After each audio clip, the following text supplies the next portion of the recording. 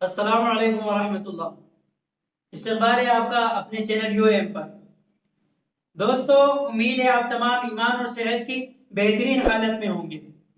اللہ آپ کو ایسے ہی خوش رکھے۔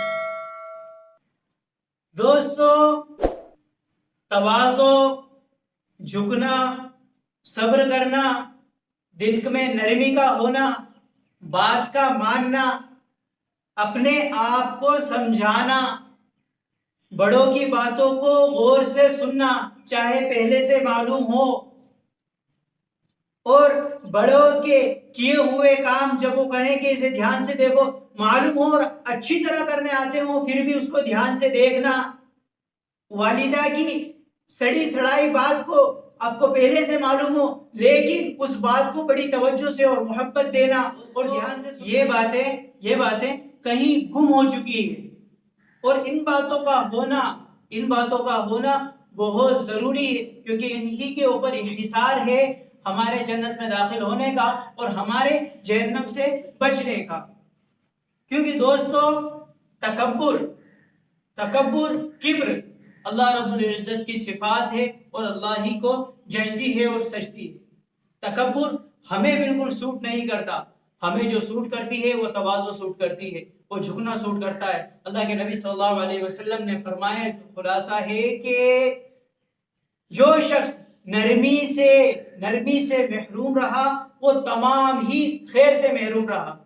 اور آج آپ دیکھ لیں کیا دیکھنے کو مل رہا ہے، کوئی آدمی اگر اچھا خاصا عبادت میں مشغول ہو، اللہ تعالیٰ کی طرف روتا دھوتا ہو، لوگوں کے ساتھ اخلاق سے شخص اسے نصیحت کرے، جو اعمال اس کی زندگی میں ہے روتا دھوتا ہے، لیکن اس شخص کو کوئی نصیحت کرے جو اس درجے کا نہیں ہے، نہ اس کی زندگی میں اتنی مضبوط نمازیں ہیں، نہ اس کے پاس اتنے اخلاق ہیں، وہ شخص اسے نصیحت کرے تو وہ دل میں اس کو برا جانتا ہے، حقیر سمجھتا ہے۔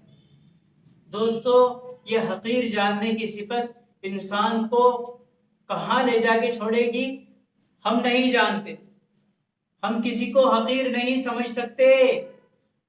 آج دیکھا یہ جاتا ہے کہ کوئی شخص نمازوں کا پابند ہے، وہ راستے میں چلتا ہوا آتا ہے، کوئی شخص اسے مل جاتا ہے تو اسے وہ حقیر جانتا ہے کہ یہ شخص تو پابندی سے نماز میں نہیں آتا، عشاء نہیں پڑھتا، فجر میں نہیں آتا۔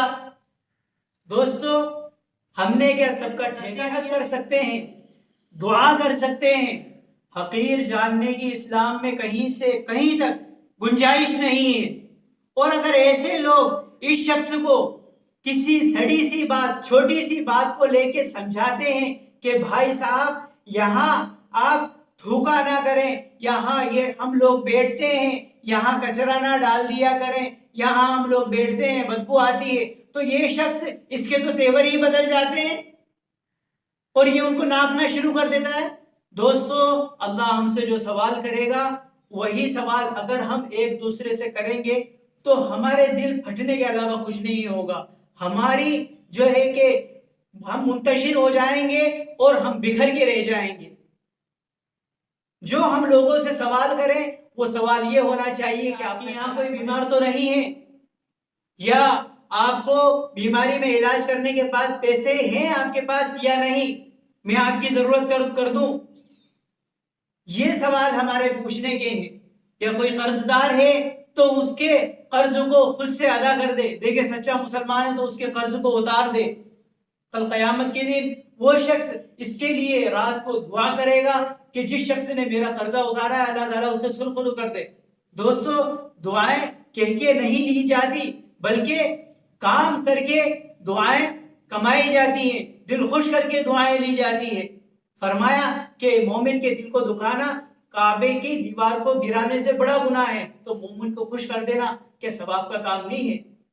دوستو، 1000 بیت اللہ، 1000 کعبے تعمیر کرنے سے زیادہ بڑا ثواب ہے مومن کے دل کو۔ کتنے ہی اچھے اور اعلیٰ معیار پہ اخلاق کے ہوں پھر بھی ہمیں کسی کی چھوٹی سی بات بھی ماننا ہے، کیونکہ وہ چاہتا ہے کہ یہاں آپ کے کمی ہو رہی ہے تو وہ کمی بھی آپ کے اندر سے مکمل ہو جائے۔ میں تو آپ کا بھائی ہوں، آپ کو کہہ رہا ہوں، دوسرا آپ کو ٹوکے گا، آپ کو چھیڑے گا، میں نہیں چاہتا، وہ شخص نہیں چاہتا کہ کسی ایک چھوٹی بچے کی وجہ سے آپ کو چھیڑا جائے.